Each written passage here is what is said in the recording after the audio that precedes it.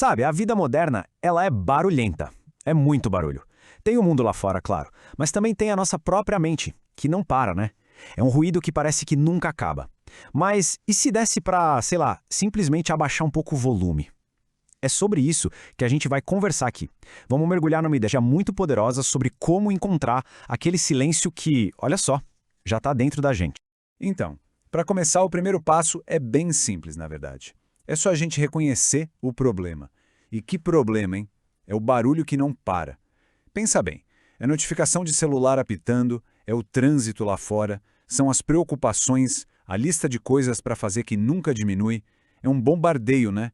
Um monte de estímulo o tempo todo que acaba tirando a gente do nosso eixo, do nosso centro. E a solução? Bom, ela começa com um gesto que não podia ser mais simples. Sério, não precisa de nada especial, nenhum equipamento, nenhum lugar específico. É só isso aqui. Fechar os olhos. É isso o primeiro passo. É o jeito de começar a se desligar um pouco do caos lá de fora e dar início a essa jornada para dentro. E o mais legal é que o efeito é quase imediato. Mas assim, é uma coisa sutil, sabe? Não é como se a gente apertasse um botão e pronto, silêncio. Imagina mais como se fosse o volume de um rádio diminuindo bem devagarinho. Aos poucos, as distrações do mundo lá fora, elas vão perdendo a força, vão se afastando, e isso vai criando aquele espaço que a gente precisa para o que vem a seguir. Ok, o barulho de fora diminuiu. Mas aí a gente se depara com outro tipo de barulho, né? O barulho de dentro, os nossos pensamentos. E é bem aqui que o verdadeiro trabalho começa. A grande questão é, como é que se lida com essa conversa na nossa cabeça que parece que nunca para? E aqui que vem a primeira grande virada de chave. A gente tem essa mania, né, de tratar cada pensamento que aparece como se fosse uma verdade absoluta, uma sentença. Mas e se não for? E se boa parte daqueles pensamentos de ansiedade ou aquelas críticas que a gente faz a si mesmo fossem só sugestões e não fatos escritos em pedra? Isso leva a gente para uma conclusão que é, olha, libertadora. Se um pensamento não é uma verdade absoluta, então ele não precisa necessariamente da nossa atenção. Isso dá para a gente o poder de escolher onde colocar o nosso foco. É como se a gente virasse o curador da nossa própria mente, sabe? Decidindo o que entra, o que fica e o que não merece o nosso tempo. E aqui a gente chega num ponto que é crucial. A gente pode dar um novo significado para esses pensamentos. Em vez de encarar eles como ataques, que tal se a gente os visse como pensamentos teste? Pensa neles como pequenos desafios, que aparecem só para ver se a gente vai morder a isca da preocupação, da perturbação. Essa mudança de perspectiva, por mais simples que pareça, transforma uma briga interna num jogo que a gente pode simplesmente escolher não jogar. Tá, legal, mas na prática, como é que se faz isso? Existe uma técnica central para lidar com esses pensamentos que é baseada numa metáfora muito poderosa, a da observação sem apego, a observação desapegada. Imagina o seguinte, é como se deitássemos na grama num dia bonito para olhar o céu. As nuvens, elas vêm e vão, né? A gente nota uma, vê a forma dela, acha interessante, mas a gente não se agarra nela. A gente não tenta subir na nuvem e ir junto. A ideia é fazer exatamente a mesma coisa com os nossos pensamentos. Eles aparecem, a gente nota, olha lá um pensamento de preocupação, e aí, deixa ele ir. Deixa seguir o caminho dele, sem julgar e sem se apegar.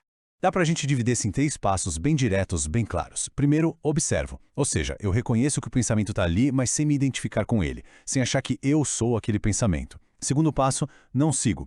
Eu me recuso a embarcar na historinha que aquele pensamento quer me contar. E terceiro, deixo passar. Eu simplesmente solto o pensamento, permito que ele vá embora sozinho, do mesmo jeito que uma nuvem se desfaz no céu. E olha, essa ideia não é de hoje não. Ela tem raízes bem profundas lá na filosofia estoica. Um bom exemplo é essa citação do imperador romano Marco Aurélio. Ele nos lembra de uma coisa fundamental. A perturbação da mente não é algo que simplesmente acontece com a gente. É algo que a gente permite que aconteça. Ou seja, a nossa paz interior está sim sob o nosso controle. Tudo depende de como a gente escolhe reagir ao que acontece na nossa cabeça. Certo, e qual é o resultado disso tudo? O que acontece quando a gente começa a praticar essa observação sem apego de forma consistente? Qual é, no fim das contas, a grande recompensa? O objetivo aqui, veja bem, não é ter uma mente vazia, sem nenhum pensamento. Isso é quase impossível. O objetivo é ter uma mente clara. Porque quando aquele ruído todo, sabe, dos pensamentos reativos, da ansiedade, quando ele se acalma, o que sobra é um tipo de silêncio, um silêncio fértil. E é exatamente nesse espaço que a clareza, a intuição e uma compreensão mais profunda das coisas finalmente têm chance de aparecer. O resultado disso é uma transformação fundamental mesmo. A gente sai de um jeito de viver que é dominado pelo ruído e pelo desejo, sabe como é? Sempre reagindo a tudo, sempre querendo alguma coisa, e entra num modo de ser que é baseado na razão e num estado de paz.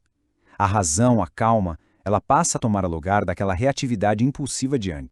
E essa aqui é talvez a conclusão mais forte de todas. A paz, ela deixa de ser uma coisa que a gente persegue, um objetivo distante que está sempre lá fora, em algum lugar. Ela se torna um estado de ser, uma qualidade que a gente carrega aqui dentro. Não importa o que esteja acontecendo do lado de fora. Então, para fechar, fica essa pergunta para a gente refletir. Depois de tudo isso que a gente viu, fica bem claro que a resposta não está num lugar longe, né? Não está numa situação perfeita, nem em algum momento no futuro. Então, onde é que se encontra esse silêncio? A resposta talvez é que ele já está aqui, o tempo todo.